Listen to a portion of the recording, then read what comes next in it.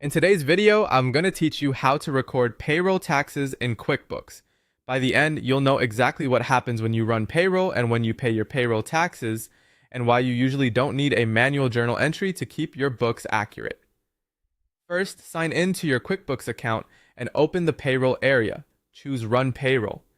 Here, review your employee details, confirm hours and pay rates, make any last-minute adjustments that are part of your normal payroll process, and then submit payroll. Once you submit, QuickBooks handles the accounting in the background.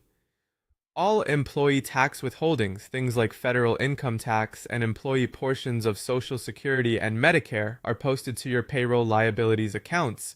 Those are amounts you owe on behalf of your team. At the same time, your employer taxes, your share of Social Security, Medicare, FUTA, and any state equivalents are recorded to payroll tax expense.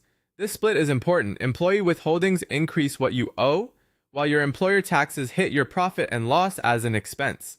A quick tip before moving on: if the numbers don't look right, it's often an issue with payroll item mapping or a timing difference, not a problem with the automatic entry itself. Reviewing your pay date, pay period, and the accounts assigned to each tax item can help keep everything aligned. Next, let's pay those payroll taxes inside QuickBooks.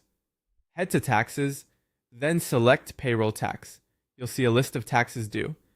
Take a moment to review the periods, due dates, and amounts, then select Pay. Choose your payment account, confirm the payment date, and submit the payment. If you're using ePay, QuickBooks will transmit the payment electronically. If you're set up to print and mail, follow the on-screen prompts as usual. When you complete the payment, QuickBooks updates your books automatically.